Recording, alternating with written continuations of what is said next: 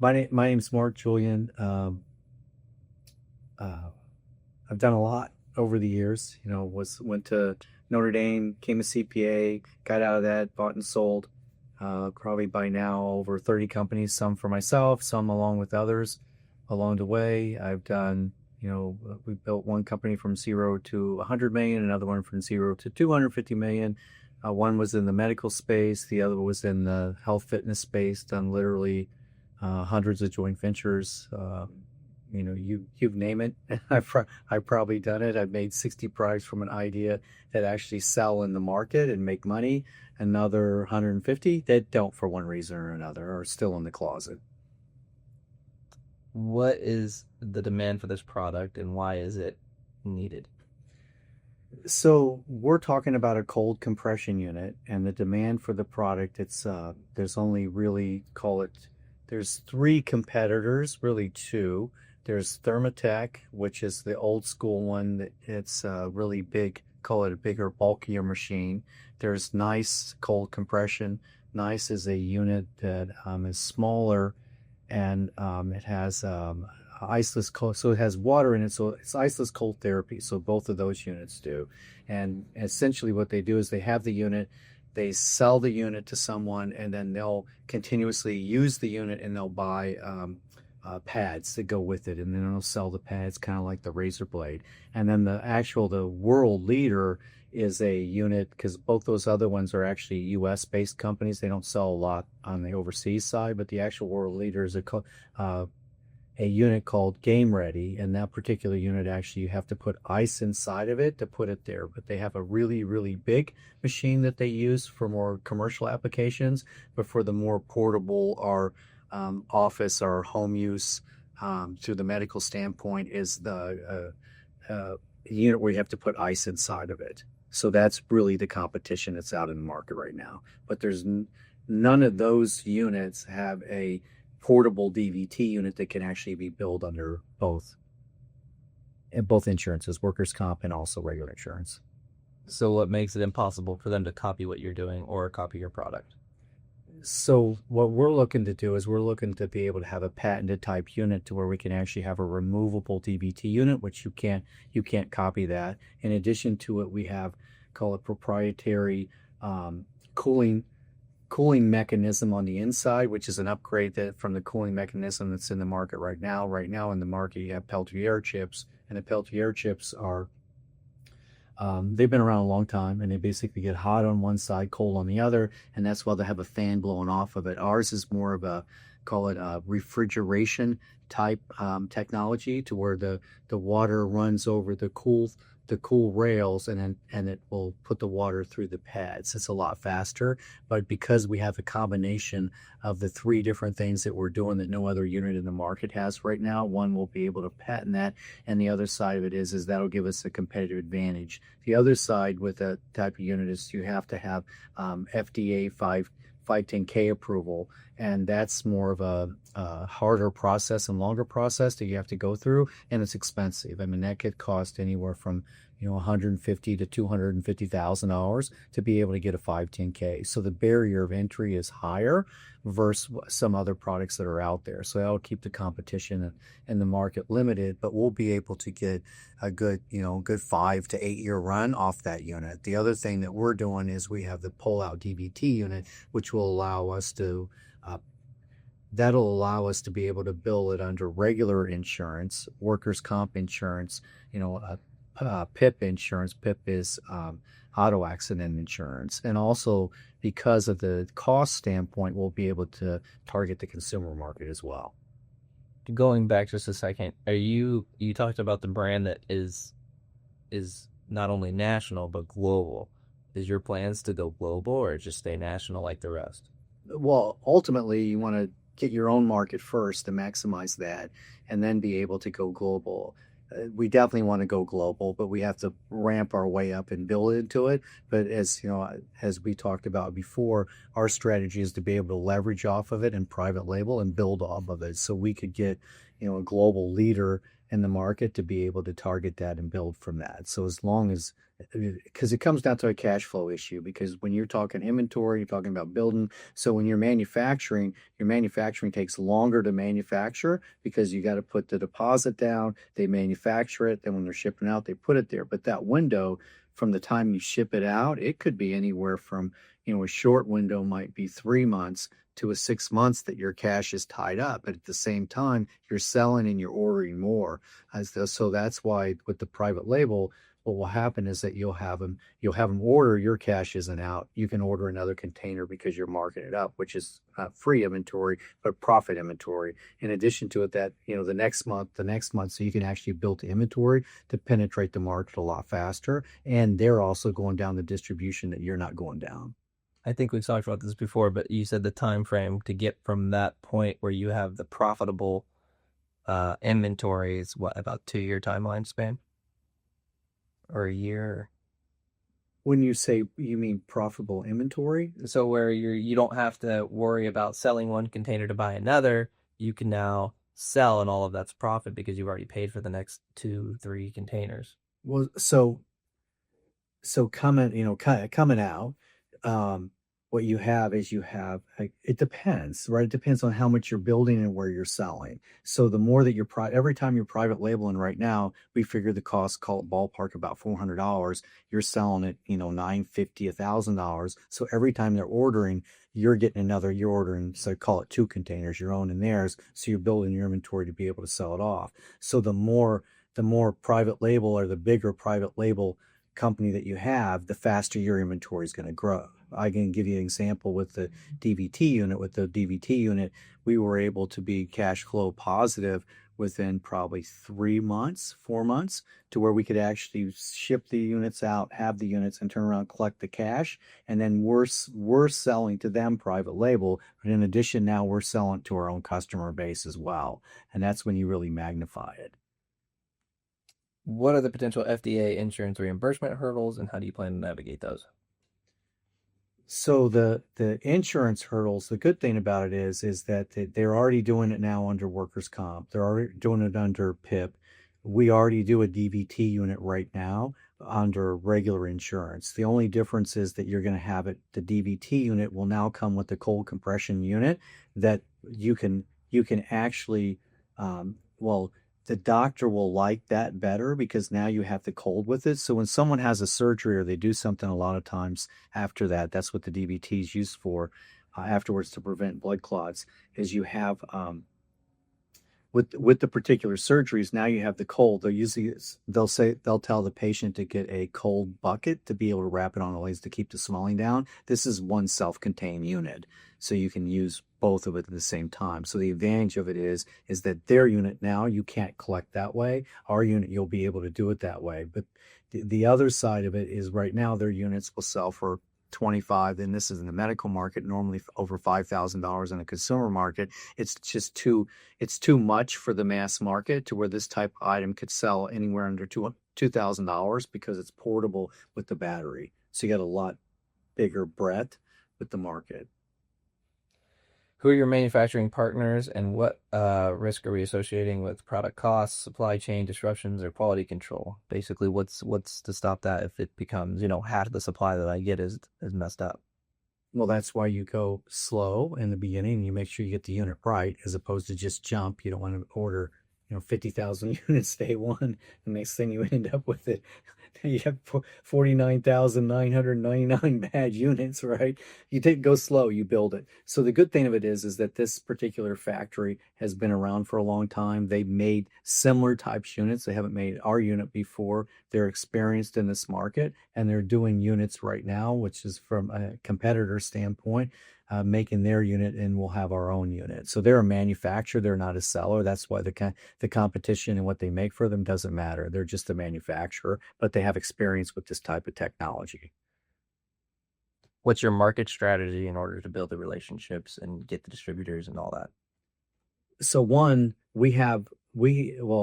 I have, through my network relationships, because we've already done the DVT unit. It's the exact same people that do the DVT unit that do the cold therapy unit, or actually a bracing or any other medical device as well, because it's basically, the medical market is a really large dollar volume market, but it's actually a small in people wise. So as far as being able to target that market and be able to maximize it, it's basically through private label. It's going through the existing relationships that we have right now to be able to go down. So we're essentially competing with ourselves with two different brands. So one, the brand is the private label, which is their brand. They're selling down their distribution to where literally they have, thousands sales reps in the field. So it's kind of a plug and play. You put it in and you go. And our side of it is that we can take this unit, we just launch it out and push it to the same network that we're already doing business with right now. With the $400,000 invested initially, what are the plans for allocating that towards marketing, towards what are you just product, and then what additional capital do you anticipate also being needed on top of that?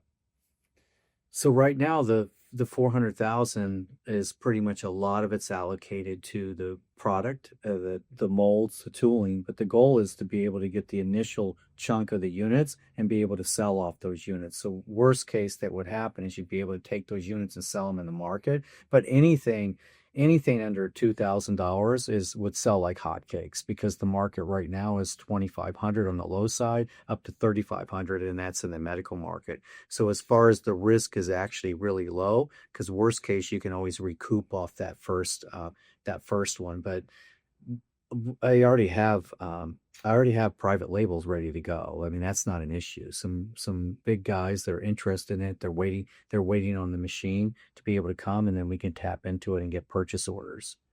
But they have to see the unit to give you the purchase order first. They're not going to give you the purchase order without seeing the unit. For anticipation purposes, if I give you the $400,000, what is going to be my shares or my equity in the company, and then what should I expect to see within the first 12 to 24 months of a return?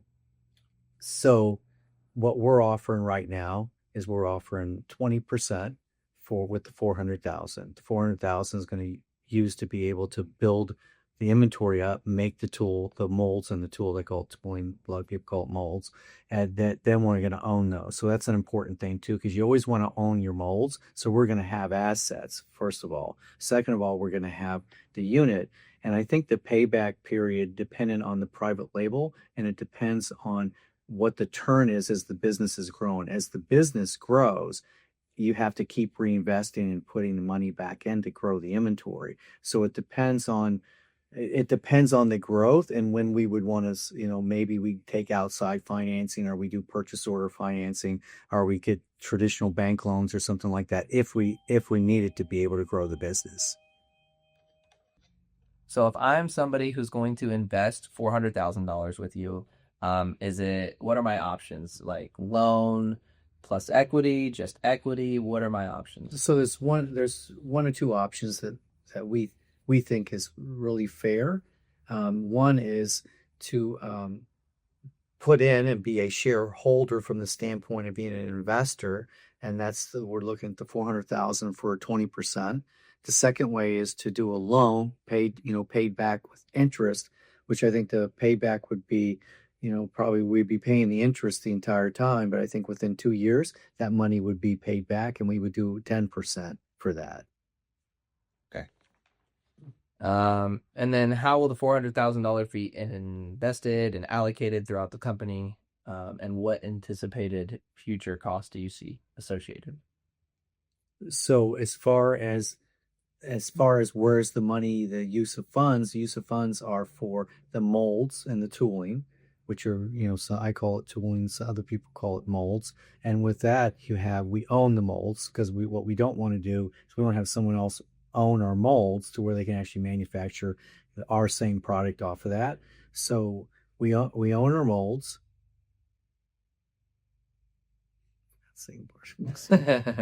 And then where do you see the additional capital being needed in the future?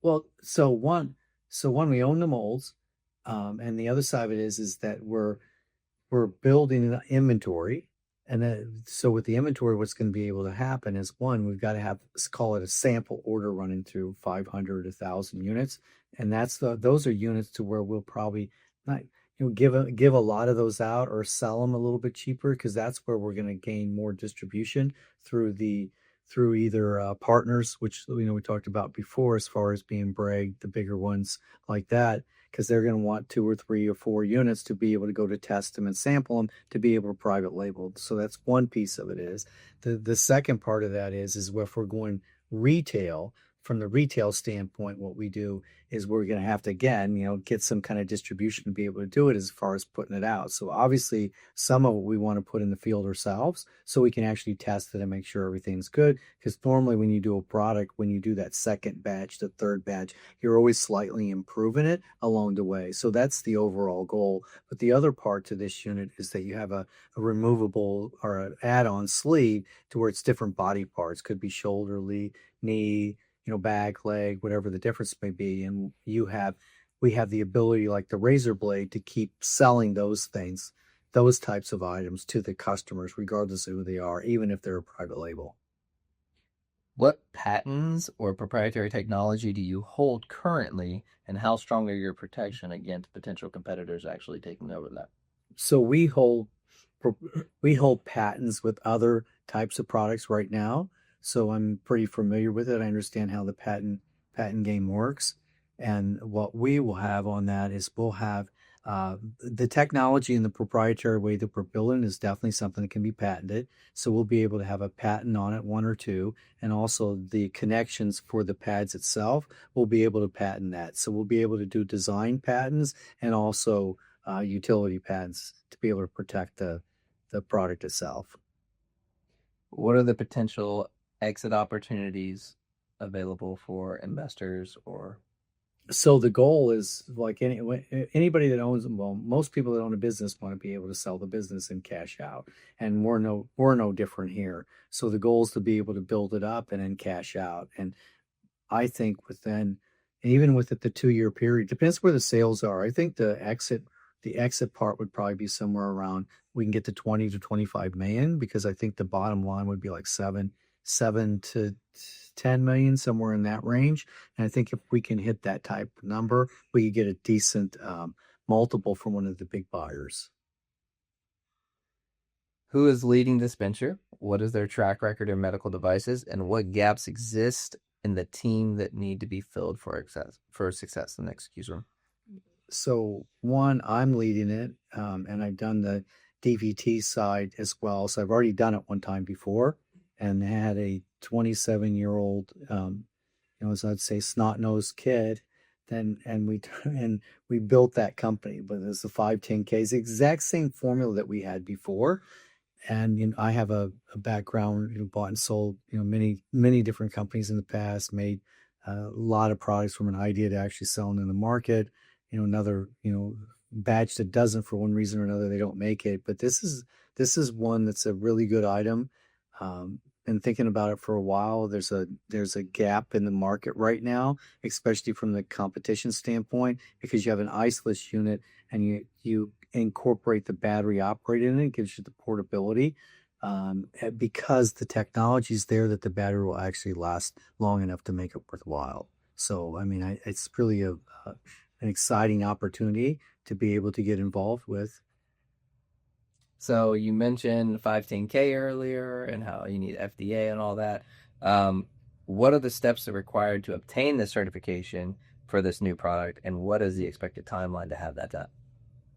So as soon as we have a rough prototype unit, which should be probably about the 2 to 2.5 month area, time frame, what we would do is we'd start filing for the FDA. So the FDA, basically the 510K, the good thing about it is it keeps the competition out of the market. So less competition comes into the market. Really, you're not getting a 510K based off the cold or the hot therapy. You're getting it off the compression therapy. So we have 510K on compression right now. So it's a pretty easy transition to take it over and then finish that out. So the 510K would take approximately 2 months.